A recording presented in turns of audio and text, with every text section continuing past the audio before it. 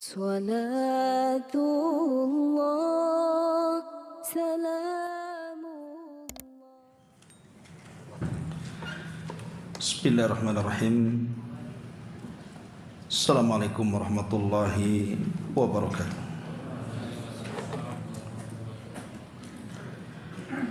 Alhamdulillah wassalatu wassalamu ala Rasulillah wa ala alihi wa sahbihi wa mawalah wa la hawla wa la quwata illa billahi wa ba'da.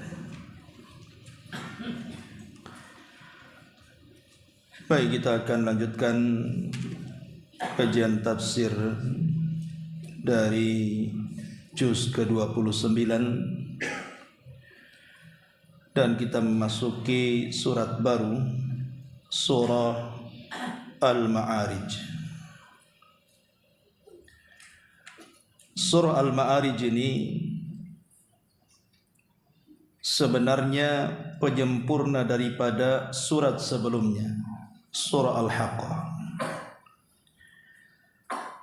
Karena dalam surah Al-Ma'arij ini juga banyak menceritakan tentang peristiwa dan kejadian tentang hari kiamat. Makanya sebagian ulama mengatakan bahwa surah Al-Ma'arij ini mukammilat, sebagai penyempurna daripada surah Al-Haqqah, surah sebelumnya yang sudah kita bahas. Baik, kita akan baca surah ini baru kita jelaskan. A'udzubillahi minasyaitonir rajim. Bismillahirrahmanirrahim. Sa'ala sa'ilum bi'adzabi waqi'. Lil kafirina laisa lahu dafi'. Minallahi dzil ma'arij. Ta'rujul malaikatu warruhu ilaihi fi yaumin kana miqdaruhu 50 alfasana. Fasbir sabran jamila. Innahum yarawnahu ba'ida wa narahu qariba. Yauma takunu as-samaa'u kalmuhl wa takunul jibalu kal'ihn wa la yas'alu hamimun hamima yubassarunahum yawaddul mujrimu law yaftadi min adzabi yawmi idzin bibani wa sahibatihi wa akhi wa fasilatihi allati tu'wi wa man fil ardi jami'an summa yunji.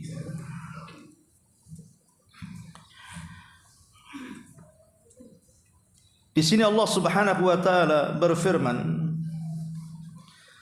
seseorang telah meminta azab yang pasti akan terjadi kepada Allah. Bagi orang-orang kafir tidak ada seorang pun yang dapat menolak azab itu. Dari Allah, pemilik tempat-tempat yang tinggi, para malaikat dan ruh naik menghadap kepadanya dalam sehari yang kadarnya 50.000 tahun. Maka bersabarlah dengan kesabaran yang baik. Sesungguhnya mereka memandang siksa itu jauh, sedangkan kami memandang siksa itu dekat. Di mana siksa itu akan datang pada hari ketika langit menjadi seperti luluhan perak,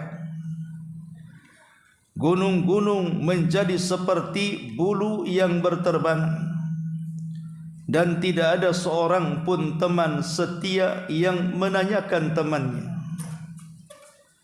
Padahal mereka saling melihat. Orang-orang yang berbuat durhaka itu menginginkan sekiranya dia dapat menebus dirinya dari azab hari tersebut dengan anak-anak mereka, dengan istri dan saudara mereka. ataupun keluarga yang melindunginya di dunia dan seluruh orang di bumi, kemudian dia mengharapkan tebusan itu dapat menyelamatkannya. Baik, ma'asyiral muslimin wal muslimat rahimakumullah. Di sini Allah Subhanahu wa taala berfirman, sa'an bi adzabi waqi'. Sa'ala telah bertanya, sa'ilun orang yang bertanya. Tapi yang dimaksud sa'ala di sini artinya meminta. Telah meminta, orang yang meminta bi adzabi waqi', dengan azab yang pasti terjadi. Siapa orang yang meminta azab dalam ayat ini? Kenapa orang ini minta azab kepada Allah Subhanahu wa taala? Terjadi silang pendapat di antara ulama. Ada yang mengatakan bahwa yang dimaksud sa'il di sini, orang yang meminta azab adalah Nabi sallallahu alaihi wasallam.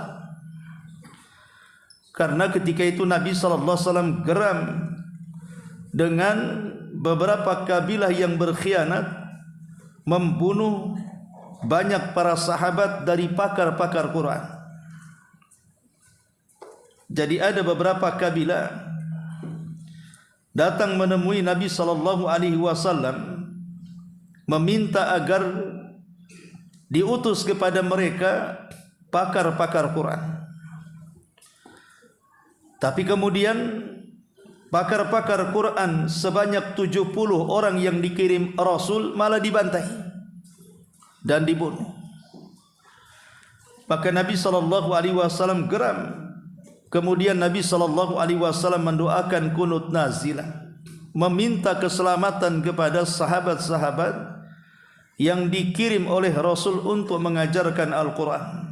Sebagaimana disebutkan riwayatnya dari Bukhari dalam sahihnya dan juga Muslim dalam sahihnya dari hadis Abi Hurairah radhiyallahu anhu.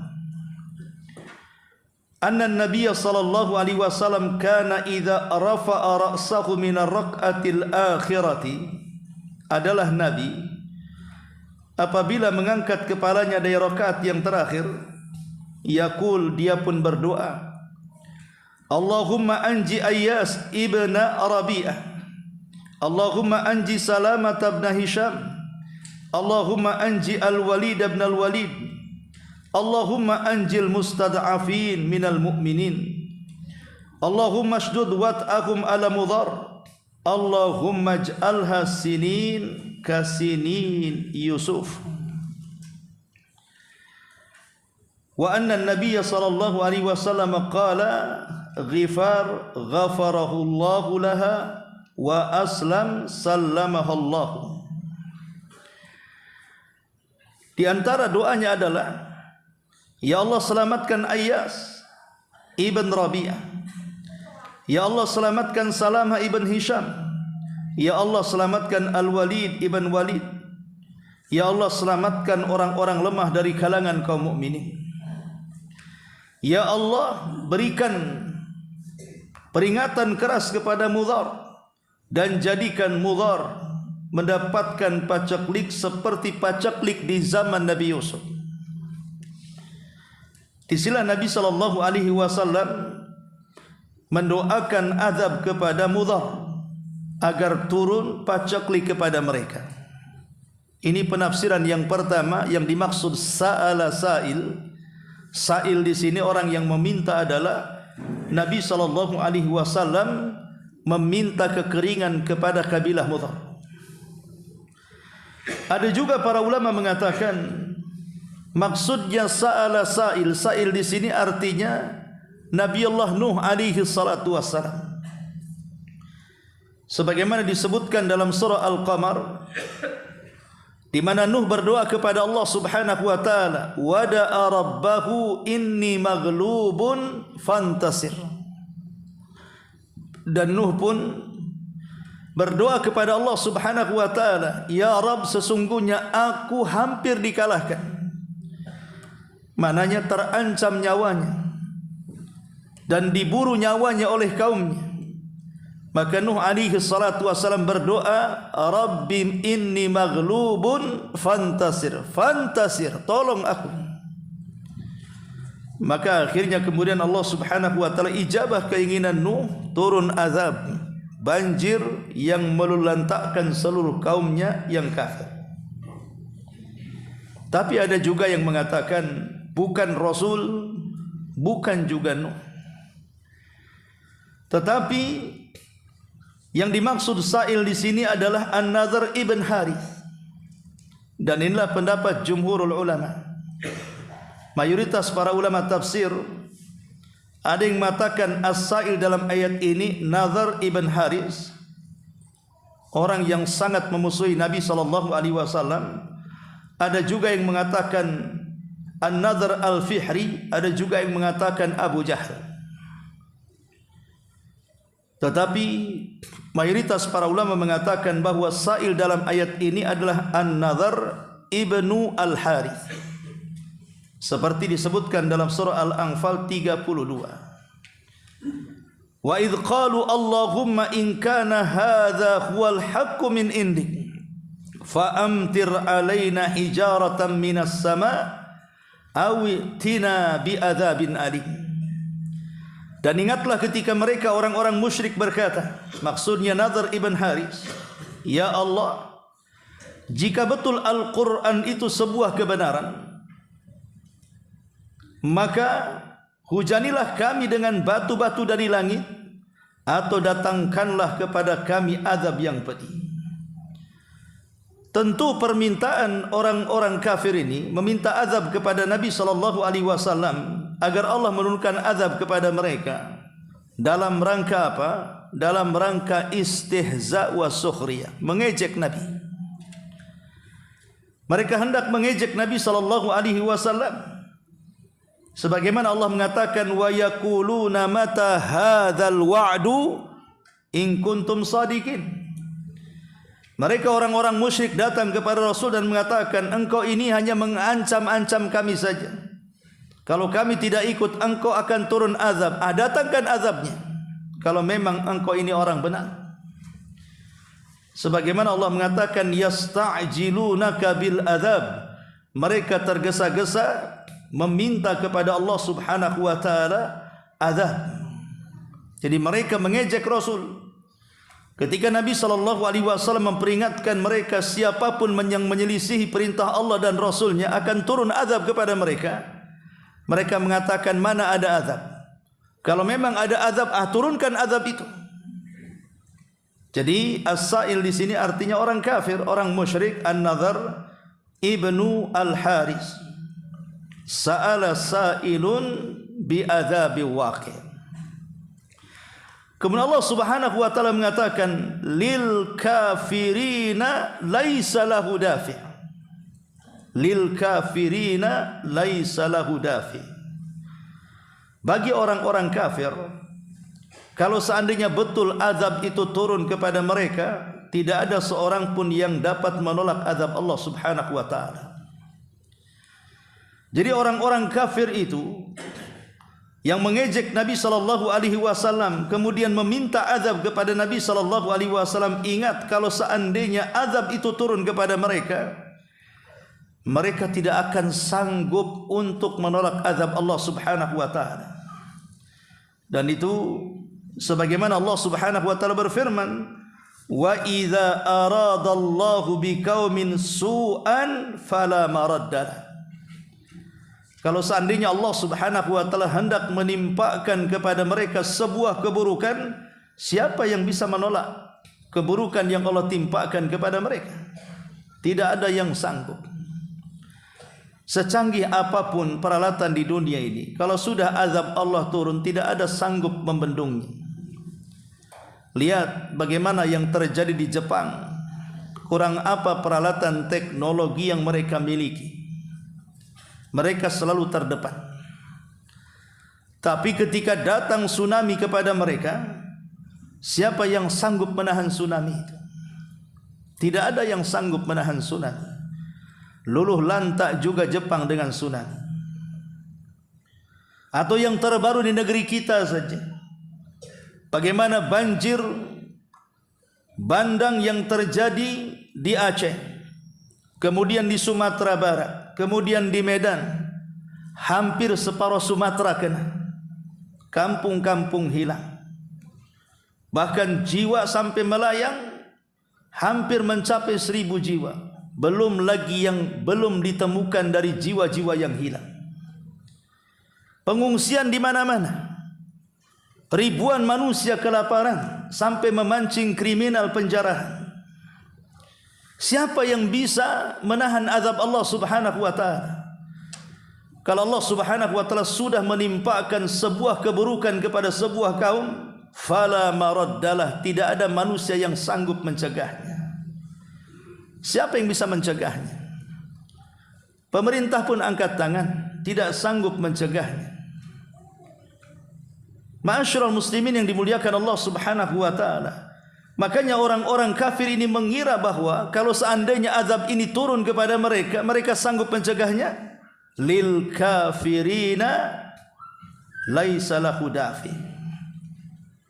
Maka orang-orang kafir itu tidak sanggup mencegat azab Allah Subhanahu wa taala. Lil kafirina laisa lahu dafi. Jangankan lagi orang kafir, orang-orang yang beriman saja kalau sudah turun musibah tidak ada yang sanggup mencegatnya. Dan terkadang musibah ini kalau sudah diturunkan Allah Subhanahu wa taala, terkadang di waktu ketika manusia sedang lalai. Rata-rata musibah itu ketika manusia sedang nyenyak-nyenyak tidur mendekati waktu subuh, tiba-tiba datang banjir. Ataupun di saat manusia sedang sibuk mengejar dunia, lalai, akhirnya datang musibah menimpa mereka. Tentu walaupun kita harus membagi-bagi tentang musibah yang terjadi, kalau memang itu terjadi kepada orang-orang kafir, tentu ini berupa azab yang Allah azabkan kepada mereka. Tapi kalau terjadi kepada orang-orang yang beriman, seperti yang terjadi kepada saudara-saudara kita yang ada di Aceh, Padang, Medan dan sekitarnya, maka lihat kita akan membagi dua musibah itu. Bisa saja dalam bentuk teguran. Allah Subhanahu wa taala sedang menegur mereka. Karena kita tahu bahwa kerusakan yang terjadi di permukaan bumi ini kembali kepada tangan-tangan manusia. Karena buktinya ada sebagian pengamat lingkungan mengatakan bahwa ternyata banjir yang sangat besar dengan longsornya, dengan lumpurnya, dengan gelondongan kayunya dan begitu seterusnya, menurut mereka karena terlampau banyak pembalakan hutan atau tambang-tambang ilegal atau kerakusan para pejabat yang mereka rakus dengan kekayaan, memperkaya diri mereka sendiri, kemudian membuat tambang-tambang merusak alam sehingga serapan-serapan air itu sudah tidak bisa menampung, maka terjadilah banjir yang tidak bisa diperkirakan. Dan kita bisa lihat hari ini saudara-saudara kita, mereka mengalami luar biasa keperitan hidup yang kita tidak bisa bayangkan. Bagaimana kalau seandainya rumah yang tenggelam itu rumah kita? Bagaimana kalau seandainya mobil yang hanyut dengan banjir itu mobil kita? Uang habis, kemudian kekayaan juga sudah tidak ada. Mereka hanya mengadakan tangan meminta-minta sesuap nasi agar mereka tidak kelaparan. Kita tidak bisa bayangkan. Kalau memang ini sebuah teguran, berarti karena sebuah kemaksiatan yang dilakukan manusia. Tapi kalau terjadi kepada orang-orang yang beriman, yang betul-betul mempertahankan keimanannya, boleh jadi Allah Subhanahu wa taala sedang menguji mereka.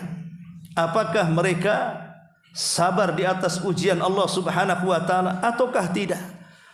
Karena sabar itu adalah akhlak manusia yang tidak dimiliki malaikat dan juga binatang. Binatang tidak punya akhlak sabar karena kekurangan mereka. Malaikat juga tidak memiliki akhlak sabar karena kesempurnaan mereka. Yang memiliki akhlak sabar itu hanya manusia. Apakah mereka sabar dengan ujian itu ataukah mereka tidak sabar? Sebagaimana Allah Subhanahu wa taala mengatakan, "Idza asabathum musibatun qalu inna lillahi wa inna ilaihi raji'un." apabila ditimpakan musibah kepada mereka, maka orang-orang beriman akan mengatakan ini semua datang dari Allah dan akan kembali kepada Allah Subhanahu wa taala, dan ingin membuat satu pelajaran bahwa dunia ini fana, akhiratlah yang kekal. Karena buktinya yang disombongkan manusia, Allah Subhanahu wa taala kalau berkehendak sesaat saja mengambilnya. Terkadang manusia sombong dengan kekayaan karena rumahnya mewah, karena kendaraannya megah, karena hartanya melimpah. Rumahnya, kendaraannya, kekayaannya, sawahnya, kebunnya sudah tidak bisa lagi dihitung karena kayanya. Mereka sombong. Tapi Allah Subhanahu wa taala, "Qulillahumma malikal mulki tu'til mulka man tasha wa tunzi'ul mulka mimman tasha wa tudhillu man tasha wa tu'izzu man tasha wa tudhillu man tasha biyadikal khair." Artinya bahwa kalau Allah hendak mengambil sesaat saja, sebagaimana Allah kalau memberi juga sesaat saja. Di sini Allah mengatakan lil kafirina laisa lahu dafi'. Bagi orang kafir tidak seorang pun yang dapat menolak azab itu. Minallahi dzil ma'arij. Dari Allah lah pemilik tempat-tempat untuk naik. Apa yang dimaksud al-ma'arij di sini? Ada beberapa pendapat tentang al-ma'arij. Ma'arij ini jama daripada mi'raj. Artinya tangga yang melesat ke atas. Ada yang mengatakan maksudnya dzil ma'arij artinya dzil ulu. Jadi Allah Subhanahu wa taala dzil ulu, pemilik tempat yang tinggi. Karena memang Allah Subhanahu wa taala berada di atas ketinggian. Sebagaimana Allah mengatakan Ar-Rahman 'alal arsy istawa, bahwa zat yang Maha Rahman itu berada di atas arasnya. Sebagaimana Nabi SAW ketika memerdekakan seorang budak dan ditanya aina Allah, di mana Allah, maka sang budak wanita mengatakan Allahu fis sama, Allah di langit, di atas ketinggian sana. Maka Rasul mengatakan a'tikha fa innaha mu'minah, merdekakan budak ini karena dia seorang wanita mukminah. Ini makna yang pertama dzil ma'arij. Ada juga dzil ma'arij di sini artinya pemilik tingkatan-tingkatan nikmat yang Allah anugerahkan kepada manusia. Di mana saat Allah Subhanahu wa taala membagi-bagi nikmat itu, Allah Subhanahu wa taala membagi-bagi nikmat sesuai dengan kadar hamba-hambanya. Ada yang kaya, ada yang miskin, ada yang sehat, ada yang sakit, ada yang bahagia, ada yang sedih, dan begitu seterusnya. Tetapi ada pendapat yang kuat wallahu alam dzil ma'arij adalah makna pemilik ketinggian. Kenapa? Karena sesuai dengan ayat sesudahnya, ta'rujul malaikatu warruh ilaihi fi yaumin kana miqdaruhu 50 alfasana.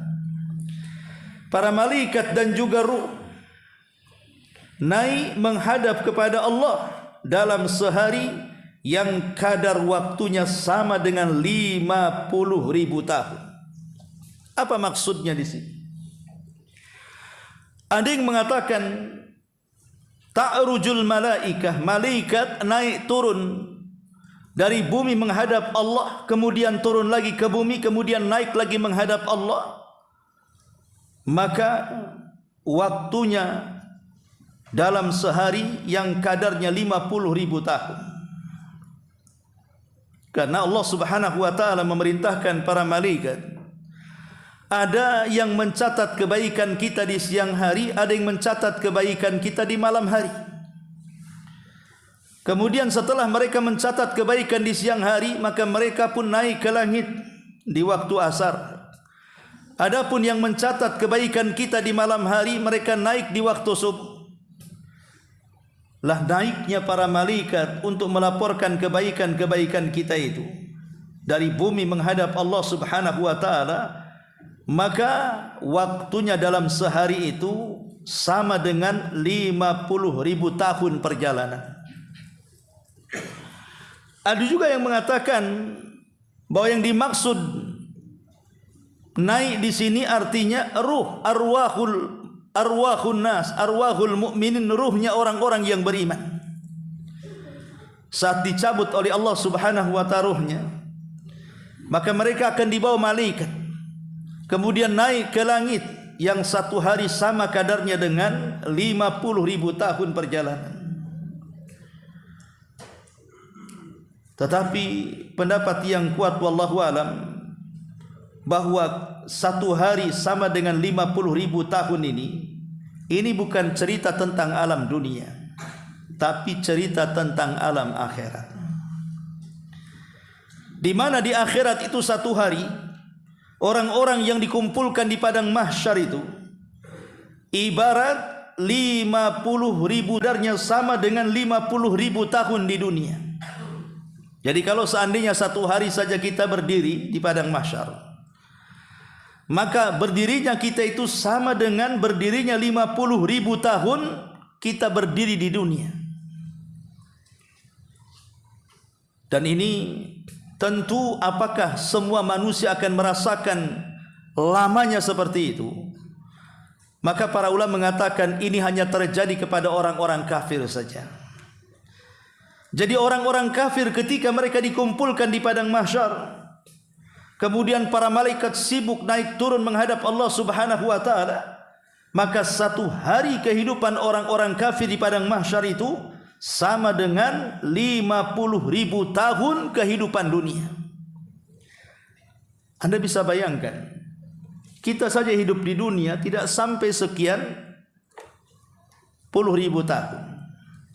Umat Nabi SAW itu berkisar 60 sampai 70 tahun saja. Kalaupun ada yang lebih 80-90 tahun itu sudah jarang. Bahkan yang 100 tahun apalagi jarang. Umumnya di bawah 70 tahun manusia sudah meninggal. Tapi lihat bagaimana Allah Subhanahu wa ta'ala ingin membuktikan kedahsyatannya.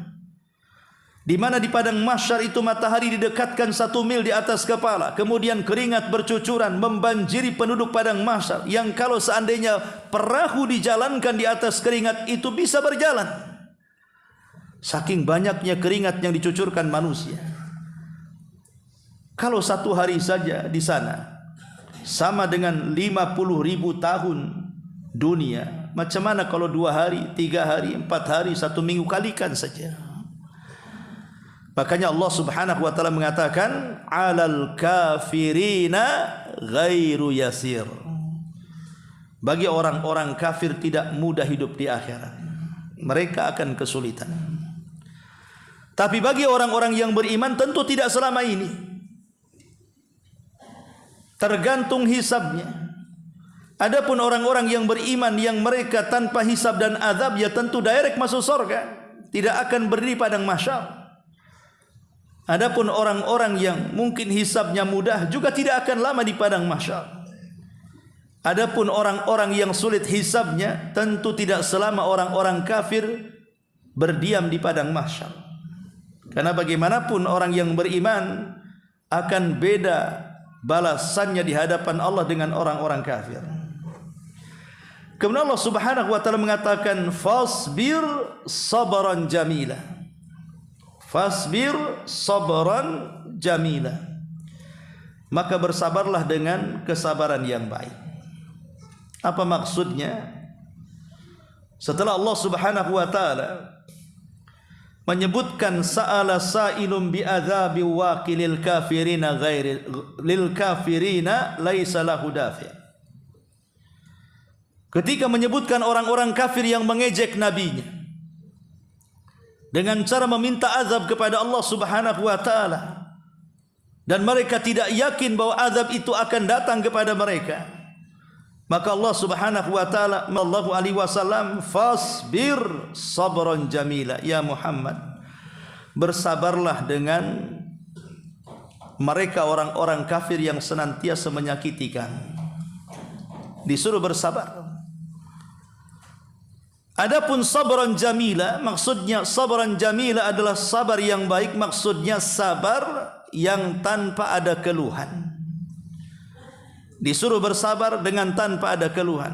Tentu walaupun khitabnya kepada Nabi sallallahu alaihi wasallam, Tapi Al-Quran itu al-ibaratu bi umumil lafzi la bi khususis sabab. Jadi ibarah Al-Quran itu bukan khususnya sebab turun, tapi umumnya lafaz. Walaupun mungkin ayat ini ingin memberikan nasihat kepada Rasul agar bersabar dari olokan orang-orang kafir, tapi ini juga berlaku kepada kita. Karena orang-orang kafir itu dari dulu sampai sekarang, maka mereka akan terus mengejek kita kaum muslimin, akan membuat makar bagi kita kaum muslimin, dan mereka tidak akan henti-hentinya untuk memusuhi kita kaum muslimin. Maka dengan makar mereka, kedengkian mereka, permusuhan mereka kepada kita, maka bersabarlah. Bersabar dengan tingkah laku mereka. Dengan cara apa? Pertama, mintalah kepada Allah Subhanahu wa taala pertolongannya, agar kita senantiasa ditolong dari makarnya orang-orang kafir. Yang kedua, al-isti'anatu bis sabri was salat. Minta pertolongan kepada Allah dengan sabar dan senantiasa salat. Sebagaimana Allah mengatakan wasta'inu bis sabri was salat. Mintalah pertolongan kepada Allah dengan kesabaran dan juga dengan melaksanakan salat. Kemudian yang ketiga, ta'assi bi ulil azmi. Berusaha mencontoh mereka para rasul yang disebut dengan ulul azmi. Bagaimana kaumnya yang kafir mengolok-olok mereka, mereka tetap sabar. Berusaha mengobati kekafirannya orang kafir dengan cara yang baik. Maka kita pun tirulah mereka ulul azmi minar rusul. Kemudian ada mutta'asi wal ya'si, tidak putus asa. Tidak putus asa dengan rahmat Allah Subhanahu wa taala. Dan yang terakhir tentunya mengembalikan urusan kepada Allah Subhanahu wa taala. Terkadang makarnya orang kafir itu terlalu kuat, kita tidak bisa menghadapinya. Maka mintalah kepada Allah Subhanahu wa taala agar Allah yang menghadapi makar-makar mereka. Dan itu kita bisa rasakan hari ini. Bagaimana gelombang syubhat dan syahwat yang disodorkan orang-orang kafir kepada kita kaum muslimin. Walaupun di antara kita mungkin tidak ada yang murtad dan keluar dari Islam, tapi minimalnya kita dijauhkan dari Islam. Lihat dengan adanya handphone dan program-programnya, betapa banyak orang yang dilalaikan dari ini. Semua adalah serangan dari orang-orang kafir tanpa harus mengangkat senjata. Dan kita bisa lihat hari ini, coba, banyak kaum muslimin yang mulai lalai dari agamanya, sibuk dengan handphone mereka, padahal di dalamnya adalah syubhat dan syahwat. Nah, siapa yang melancarkan syubhat dan syahwat kalau bukan orang kafir? Ma'asyiral muslimin yang dimuliakan Allah Azza wa Jalla, maka di zaman fitnah ini kita harus lebih bersabar lagi. Fasbir sabran jamila. Innahum yarawnahu ba'ida wa narahu qariba. Sesungguhnya mereka orang-orang kafir memandang siksa itu jauh, bahkan mustahil terjadi. Tapi kita jangan merasa aman dari makar Allah Subhanahu wa taala. Makanya Allah Subhanahu wa taala mengatakan, tidaklah orang yang aman dari makar Allah Subhanahu wa taala kecuali mereka orang-orang kafir, orang-orang yang rugi. Karena orang-orang yang beriman tidak boleh lengah dari makar Allah. Karena Allah Subhanahu wa taala kalau sudah melancarkan makarnya, fala maraddalah, tidak ada yang sanggup mencegahnya. Lihatlah seperti yang saya contohkan di awal, bagaimana musibah-musibah yang terjadi di negeri kita sendiri, mulai dari gempa, tsunami, angin, banjir dan yang semacamnya. Kalau Allah Subhanahu wa taala sudah balanya, lalu siapa yang kemudian bisa menghadapinya? Kita orang yang beriman tidak boleh lengah dari makar Allah. Maksudnya lengah dari makar Allah itu apa? Maksudnya jangan sampai kemudian kita terperangkap dalam istidraj. Istidraj itu apa? Kalau seandainya sebuah negeri itu diberikan banyak nikmat oleh Allah Subhanahu wa taala, sawahnya subur, ladangnya subur, hutannya juga menghasilkan, lautannya juga sama, tambang-tambangnya dan begitu seterusnya. Kehidupan mereka makmur, Tidak ada yang kelaparan, tidak ada yang kehausan, tidak ada yang telanjang, semuanya berpakaian indah. Padahal mereka tidak pernah salat. Mereka kufur nikmat. Mereka tidak pernah menunaikan zakat. Mereka tidak peduli, bahkan selalu melakukan kemaksiatan dan kemungkaran. Tiba-tiba daerahnya subur, tidak ada yang kelaparan. Ini namanya istidraj. Bagaimana mungkin Allah Subhanahu wa taala memberikan nikmat kepada sebuah negeri yang menentang syariatnya? Bagaimana mungkin Allah Subhanahu wa taala memberikan kebahagiaan kepada sebuah negeri sementara para penghuni negeri itu orang yang banyak maksiat dan kemungkarannya? Kalau bukan karena Allah Subhanahu wa taala sedang mengulur-ngulur waktu. Apakah mereka mau bersyukur ataukah mereka kufur? Ketika mereka makin kufur dan tidak bersyukur, disinilah kemudian bala diturunkan Allah Subhanahu wa taala. Datang banjir, datang gempa, datang longsor, datang tsunami, datang hujan dan yang semacamnya. Ingat, bagi orang-orang yang beriman, siksa Allah itu harusnya dijadikan dekat di mata kita, supaya kita tidak lengah dengan makar Allah. Adapun orang-orang kafir menganggap siksa Allah itu jauh.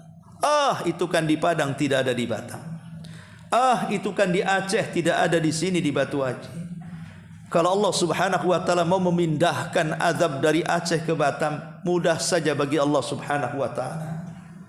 Maka jangan kemudian kita menganggap siksa Allah itu jauh, karena Allah itu sanggup memindahkan azab kepada daerah manapun yang dikehendakinya. Innahum yarawnahu ba'ida wa narahu qariba. Kemudian Allah Subhanahu wa taala mengatakan, yauma takunus sama'u kal muhl wa takunul jibalu kal ihn wa la yas'alu hamimun hamima yubassarunahum yawaddul mujrimu law yaftadi min adzabi yauma idzin bibani.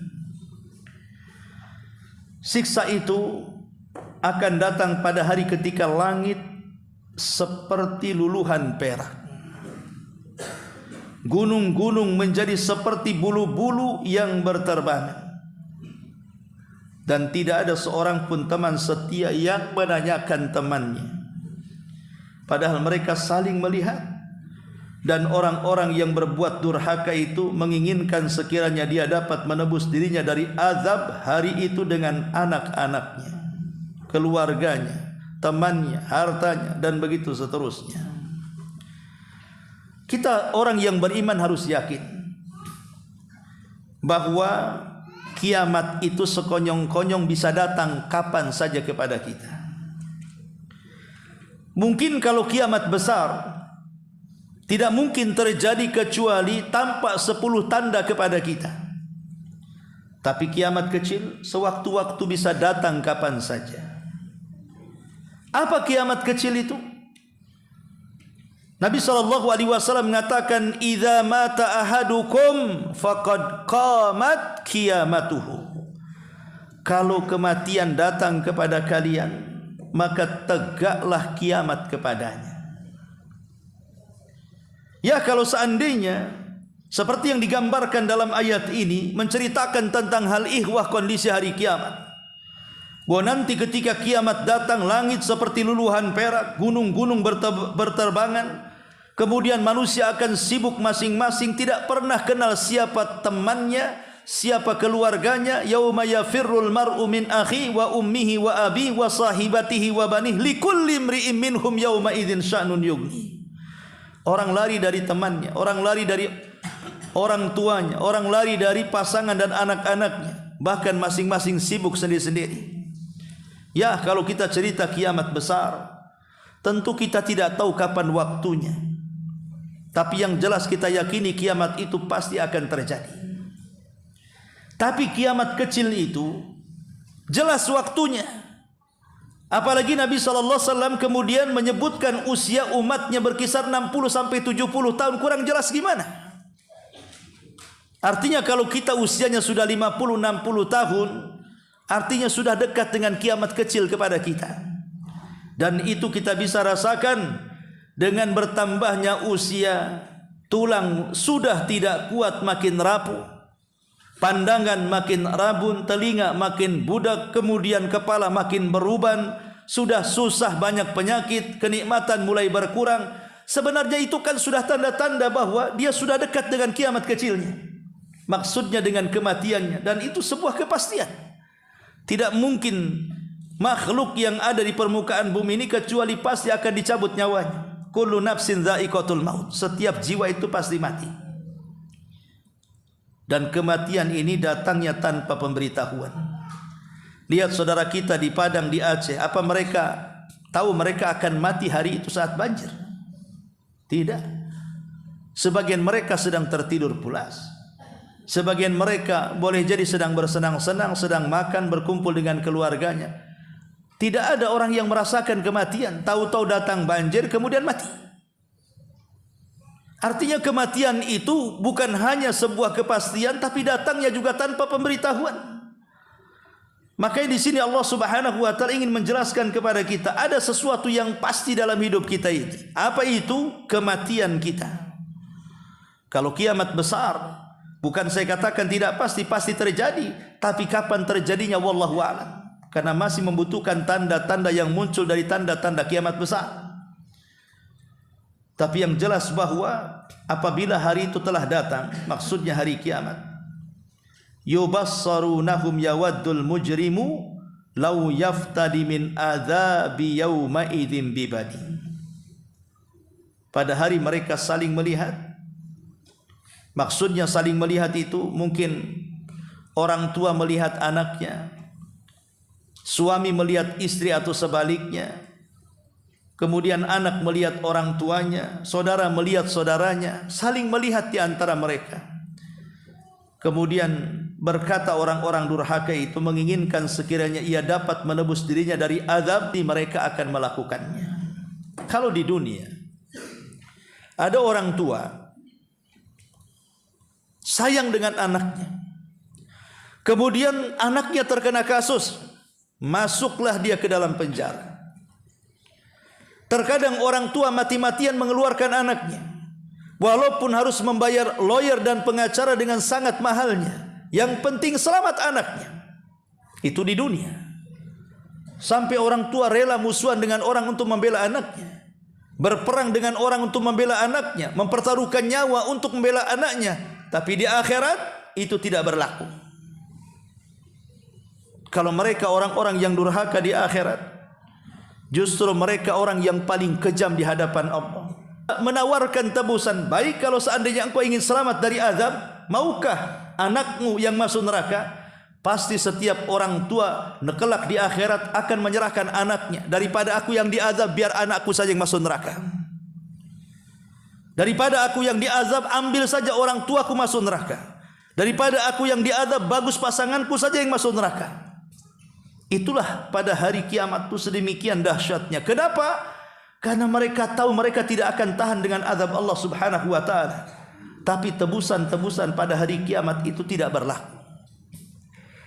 Tebusan-tebusan pada hari kiamat itu tidak berlaku, tidak mungkin terjadi tebusan pada hari kiamat itu. Kenapa? Karena Allah Subhanahu wa taala berfirman dalam Al-Qur'an, "Yauma yafirrul mar'u min akhi." Kemudian wa ummihi wa abi wa sahibatihi wa bani. Karena orang yang akan dijadikan tebusan, mereka akan menghindar dari kita. Orang yang kita jadikan tebusan dari anak kita akan lari dari kita. Istri kita akan lari, orang tua kita akan lari dari kita. Macam mana kemudian kita jadikan tebusan? Sementara mereka juga lari, ingin menyelamatkan diri masing-masing. Makanya Allah mengatakan, lan tanfa'akum arhamukum wala auladukum yaumal qiyamah. Tidak akan bermanfaat untuk kalian darah-darah rahim kalian dan anak-anak kalian pada hari kiamat. Pada hari itu, fala ansaba yauma idzin bainakum. Tidak ada hubungan nasab pada hari itu sesama kalian. Lalu untuk apa dan bagaimana cara menebusnya? Kalau sudah nasab masing-masing terputus, ingin menyelamatkan masing-masing. Makanya di sini Allah Subhanahu wa taala menggambarkan Kalau seandainya bisa orang-orang durhaka itu terbebas dari azab dengan cara menebus dirinya dengan anak-anaknya, pasti mereka akan lakukan. Wa sahibatihi wa akhi, sekalipun mengorbankan istri dan saudaranya masuk neraka tidak ada masalah. Wa fasilatihi allati tu'i, keluarga yang melindungi di dunia pun tidak dianggapnya. Kalau seandainya di dunia melindungi kita, pamannya seorang yang baik dengan kita, mengurus kita dari kecil, menyekolahkan kita, memberikan bakti yang luar biasa kepada kita sehingga kita menjadi orang sukses di dunia, di akhirat kita tega bisa mengorbankan mereka kalau itu bisa. Tapi itu tidak bisa. Bahkan waman fil ardi jami'an thumma yunji, bahkan kalau seandainya seluruh manusia disuruh menggantikan masuk neraka dan dia yang selamat, pasti dia akan lakukan. Tapi itu mustahil, tidak mungkin terjadi. Kenapa demikian? Likulli imri'in minhum yawma idzin sya'nun yughni, karena di akhirat itu masing-masing orang sibuk dengan kondisinya masing-masing, tidak akan ingat siapapun. Apalagi kemudian Allah mengatakan anak lari dari orang tuanya, saudara lari dari saudaranya, pasangan lari dari pasangannya. Kenapa mereka masing-masing lari? Bahkan tidak mau ketemu satu dengan yang lain. Suami yang tidak pernah berpisah dengan istrinya kelak pada hari kiamat akan berpisah dengan istrinya dan tidak akan mau ketemu. Anak dan orang tua yang sangat saling menyayangi di dunia kelak pada hari kiamat masing-masing tidak mau ketemu, lari ke sana dan kemari. Bahkan saudara yang kita cintai kelak pada hari kiamat tidak mungkin berjumpa. Kenapa? Kok masing-masing lari? Ketika di dunia masing-masing mendekat, ketika di akhirat masing-masing lari. Karena mereka takut dituntut dosanya oleh masing-masing keluarganya. Boleh jadi seorang istri, dia punya dosa kepada suami, kalau ketemu suami dituntut nanti dosanya. Atau boleh jadi suami punya dosa kepada istri, kalau ketemu istrinya dituntut dosanya, maka masing-masing menghindar. Atau anak tidak mau ketemu dengan orang tuanya, boleh jadi ketika di dunia dia punya dosa kepada orang tuanya, takut dituntut, ataupun sebaliknya. Makanya disitulah mereka yauma yafirrul mar'u min akhi wa ummihi wa abi wa sahibatihi wa bani likulli imri'in minhum yauma idzin sya'nun yughni. Lalu siapa yang kemudian bisa menghadapinya? Kita orang yang beriman tidak boleh lengah dari makar Allah. Maksudnya lengah dari makar Allah itu apa? Maksudnya jangan sampai kemudian kita terperangkap dalam istidraj. Istidraj itu apa? Kalau seandainya sebuah negeri itu diberikan banyak nikmat oleh Allah Subhanahu wa taala, sawahnya subur, ladangnya subur, hutannya juga menghasilkan, lautannya juga sama, tambang-tambangnya dan begitu seterusnya. Kehidupan mereka makmur. Tidak ada yang kelaparan, tidak ada yang kehausan, tidak ada yang telanjang, semuanya berpakaian indah.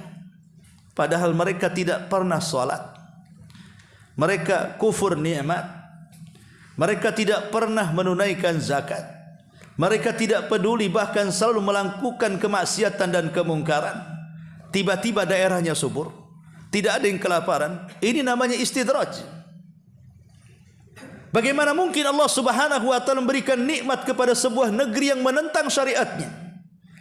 Bagaimana mungkin Allah Subhanahu wa taala memberikan kebahagiaan kepada sebuah negeri sementara para penghuni negeri itu orang yang banyak maksiat dan kemungkarannya? Kalau bukan karena Allah Subhanahu wa taala sedang mengulur-ngulur waktu.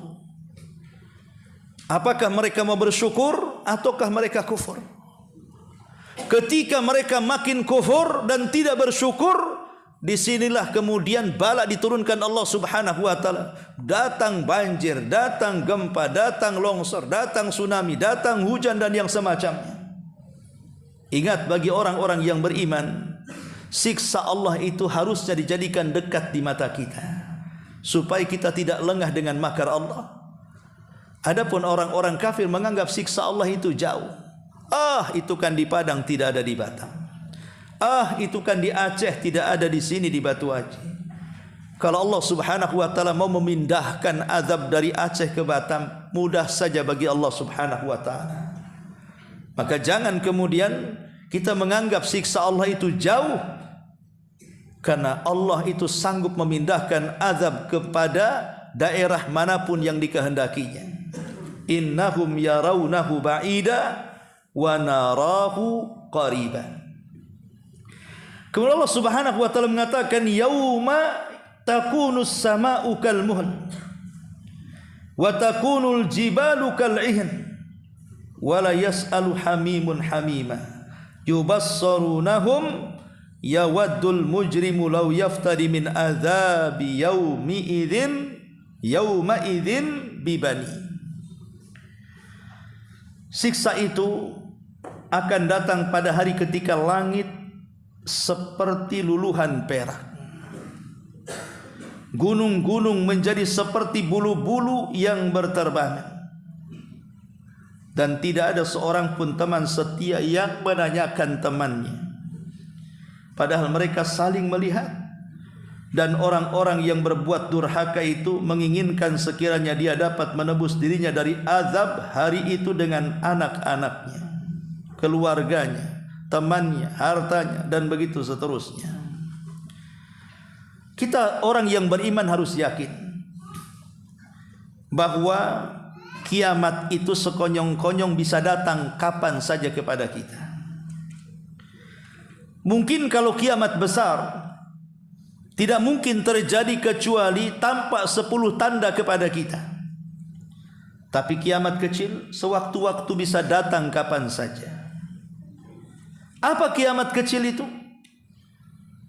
Nabi SAW mengatakan, "Idza mata ahadukum faqad qamat qiyamatuhu." Kalau kematian datang kepada kalian, maka tegaklah kiamat kepadanya. Ya, kalau seandainya seperti yang digambarkan dalam ayat ini menceritakan tentang hal ihwah kondisi hari kiamat, bahwa nanti ketika kiamat datang langit seperti luluhan perak, gunung-gunung berterbangan, kemudian manusia akan sibuk masing-masing, tidak pernah kenal siapa temannya, siapa keluarganya. Yauma yafirrul mar'u min akhi wa ummihi wa abi wa sahibatihi wa banih likulli imri'in minhum yauma idzin sya'nun yughni. Orang lari dari temannya, orang lari dari orang tuanya, orang lari dari pasangan dan anak-anaknya, bahkan masing-masing sibuk sendiri-sendiri. Ya, kalau kita cerita kiamat besar, tentu kita tidak tahu kapan waktunya. Tapi yang jelas kita yakini kiamat itu pasti akan terjadi. Tapi kiamat kecil itu jelas waktunya. Apalagi Nabi SAW kemudian menyebutkan usia umatnya berkisar 60 sampai 70 tahun, kurang jelas gimana? Artinya kalau kita usianya sudah 50-60 tahun, artinya sudah dekat dengan kiamat kecil kepada kita. Dan itu kita bisa rasakan dengan bertambahnya usia, tulang sudah tidak kuat makin rapuh, pandangan makin rabun, telinga makin budak, kemudian kepala makin beruban, sudah susah, banyak penyakit, kenikmatan mulai berkurang. Sebenarnya itu kan sudah tanda-tanda bahwa dia sudah dekat dengan kiamat kecilnya, maksudnya dengan kematiannya. Dan itu sebuah kepastian. Tidak mungkin makhluk yang ada di permukaan bumi ini kecuali pasti akan dicabut nyawanya. Kullu nafsin dha'iqatul maut. Setiap jiwa itu pasti mati.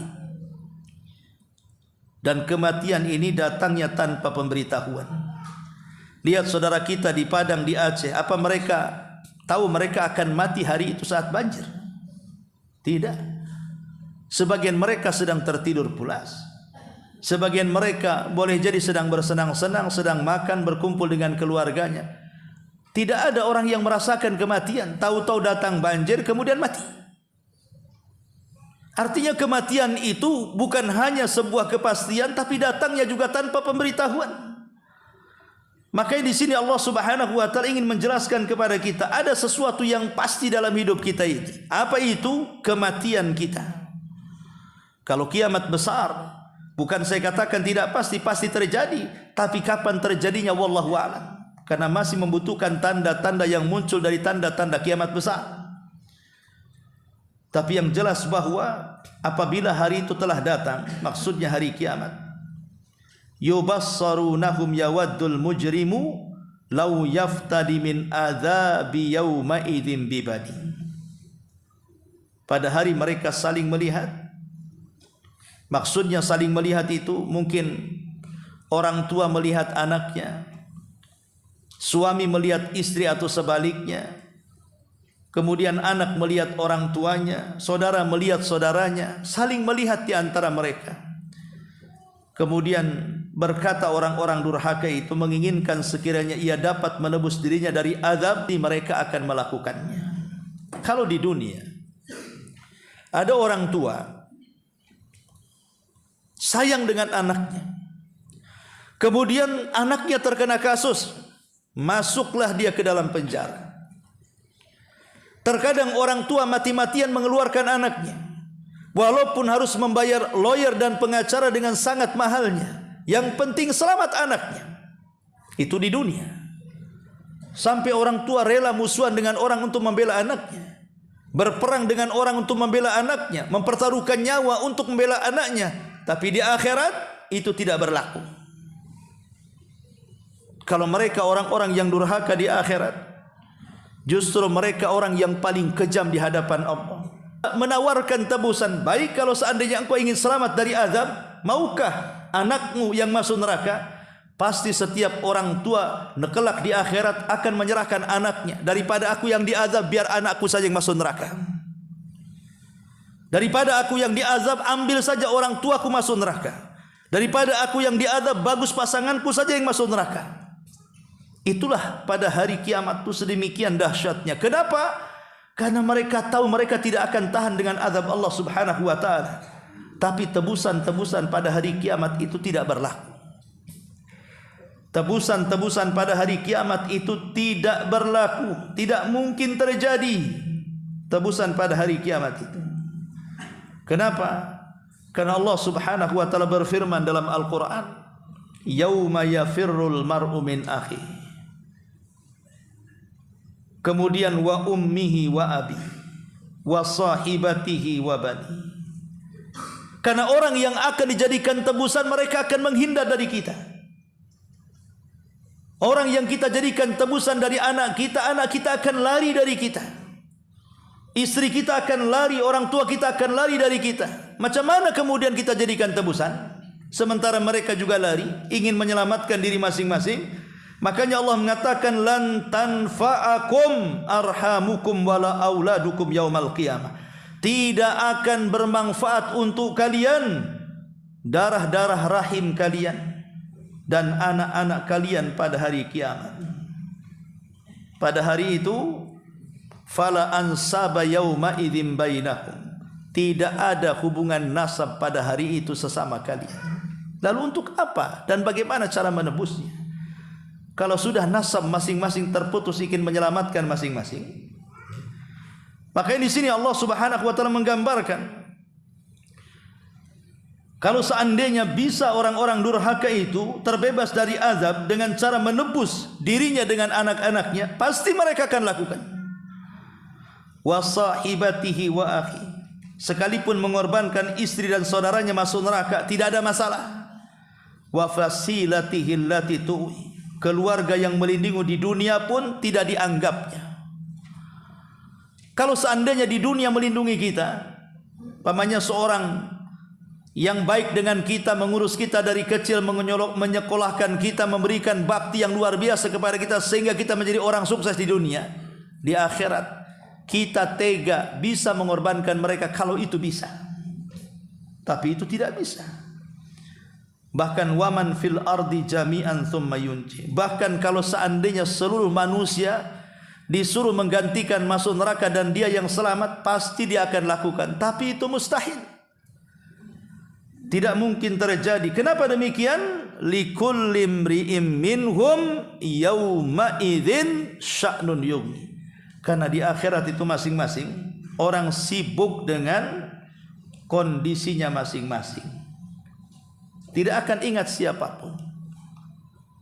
Apalagi kemudian Allah mengatakan anak lari dari orang tuanya, saudara lari dari saudaranya, pasangan lari dari pasangannya. Kenapa mereka masing-masing lari? Bahkan tidak mau ketemu satu dengan yang lain. Suami yang tidak pernah berpisah dengan istrinya kelak pada hari kiamat akan berpisah dengan istrinya dan tidak akan mau ketemu. Anak dan orang tua yang sangat saling menyayangi di dunia kelak pada hari kiamat masing-masing tidak mau ketemu, lari ke sana dan kemari. Bahkan saudara yang kita cintai kelak pada hari kiamat tidak mungkin berjumpa. Kenapa? Kok masing-masing lari? Ketika di dunia masing-masing mendekat, ketika di akhirat masing-masing lari. Karena mereka takut dituntut dosanya oleh masing-masing keluarganya. Boleh jadi seorang istri, dia punya dosa kepada suami. Kalau ketemu suami dituntut nanti dosanya.